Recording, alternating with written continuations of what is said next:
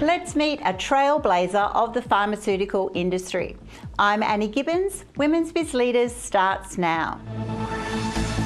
Women's Biz Leaders, presented by Women's Biz Global, where each episode we dive into the journeys and successes of remarkable women in business. In this episode, we dive into the world of cell therapies and its inspiring CEO's journey to leadership. Welcome to the program, Dr. Bev Menner. Hi Annie, thanks so much for having me. Great to have you on the show today, and I must admit, cell therapies sounds interesting. I'm looking forward to this conversation. Excellent. How did you get to be the CEO of Cell Therapies? It's a great question, and I've had kind of a meandering path, I guess. I've really landed in a CEO role as a combination of things. I've always had a love of science. I've always had a love of people and a love of a challenge. And I think together those three things have landed me where I am today. So I grew up and studied science. I have a PhD, and I worked around the world, and I worked in cancer genetics. That's been my background and my passion.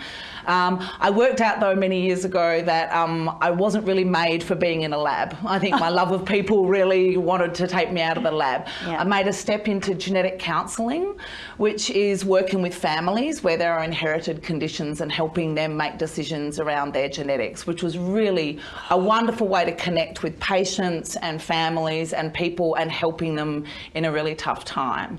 I then though kind of still felt that my balance of people and science wasn't right, and so then I moved into the pharmaceutical industry and in creating and developing new drugs. And then just recently I've stepped into my first CEO role, which is really fabulous because the area of cell therapies is new and emerging. It's cutting edge science.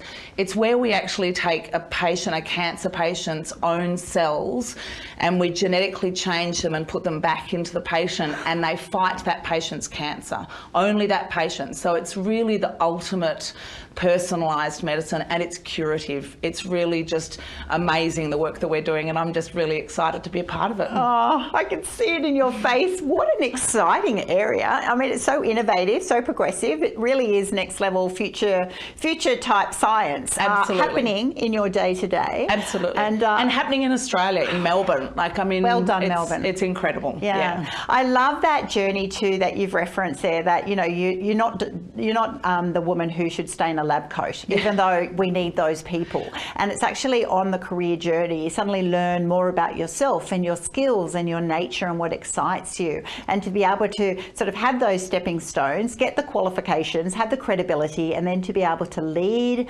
an organisation that actually requires your deeper understanding, but also your collective skill set and energy and excitement. Yeah, and I think this is the thing, and when I speak to people early in their careers, I think one of the things that we can fall into a trap of is thinking that we have to know where we're going to end up and where our path is taking us. And I don't know anyone that actually knew where their path was going to take them in terms of their career. Exactly. I think it's pretty rare. So I just think being able to work out what you really love, work out what you're good at, and then be adaptable and changeable and actually find how you can be your best self in that space, I just think is what we're all here to do. Just lean into it and see where it's going to go. Now, the pharmaceutical industry is quite complex, and so here you are in that area now having to lead teams. What are the challenges or complexities that you're discovering in that space? Yeah, it's a great question, because for me,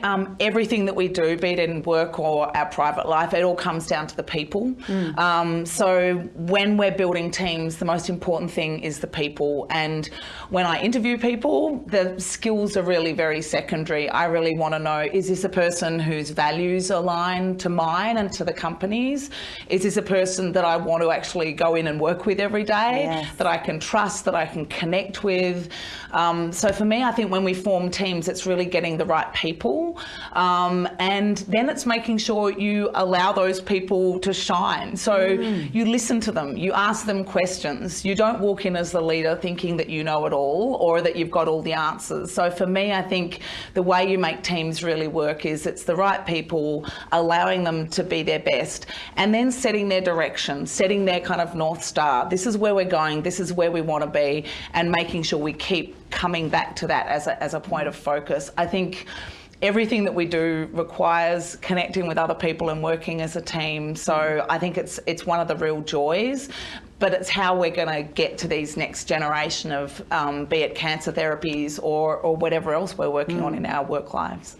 I hope our viewers have been actually taking notes, because that's a bit of a masterclass on getting the right people employed in the organisation and then actually letting them be who they are, letting them use their expertise, their skill set, not to keep the lid on, because they're there for a reason. So when you've got confidence in those people, that brings me to my next conversation, which is then, you know, strategic opportunities within those teams, so that you'll actually be able to have them, you know, managed in a way that you're bringing out their excellence while also giving them runway to, you know, pioneer new technologies, new opportunities. Absolutely, yeah. So I think this is the thing, to be really innovative in any space, and I think in particular in the area that we're working in cell therapies, you're hiring people that are super bright and super capable. So it's how do you listen to them? How do you allow them to keep up to date with everything that's going on in the industry and bringing that knowledge to the table?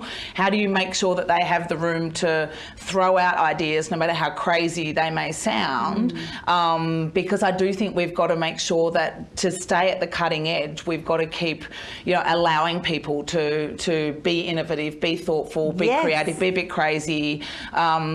You know, in the pharmaceutical industry, it's a very strictly regulated industry, obviously, for very, very good reason, because patient safety is at the centre of every single thing that we do.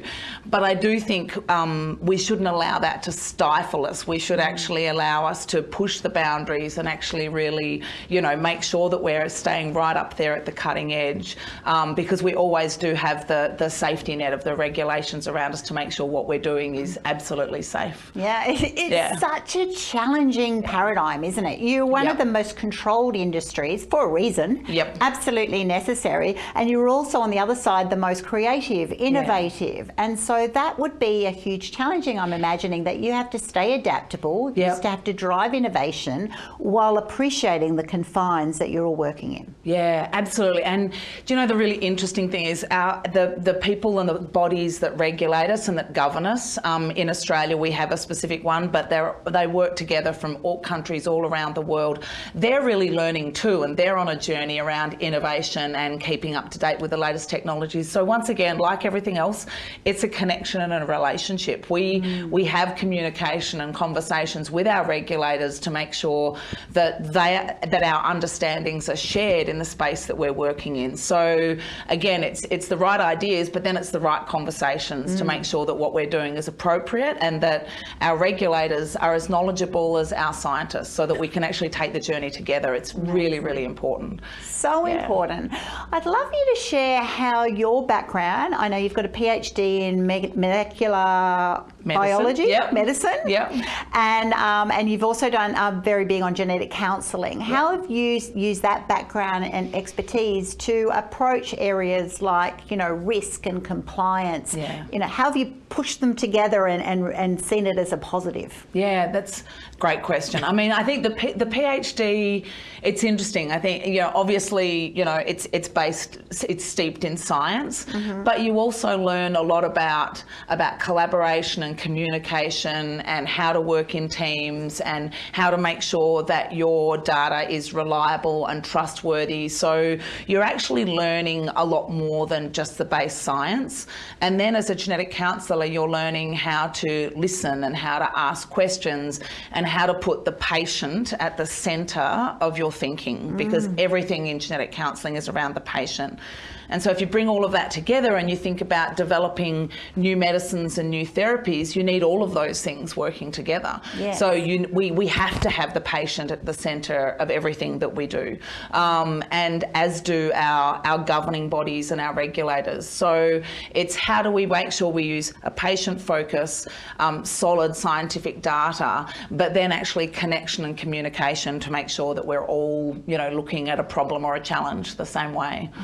So fascinating, and so great to hear that you obviously are patient focused, because that's what you're here for, right? Yep, with all absolutely. of these opportunities and incredible science, it's changing people's lives. Yeah. And with that must come incredible joy when you see, you know, new cancer treatments become available because of the work and the research that you do, and Yep. then also deep frustration and regret and sadness when technology doesn't get there in time, and things aren't going to happen as advised. So I'm assuming there's lots of concerns in, you know, challenges in the funding, the science, the timing. It's a whole recipe that is an exciting space, but a very challenging space. It is, yeah, and so where Cell Therapies, where our company is located, is at the Peter MacCallum Hospital here in Melbourne, which is an amazing Incredible cancer hospital. institute. So every day, you know, my team, as they're arriving at work, they're in elevators and lobbies with cancer patients. So it's that reminder every single day that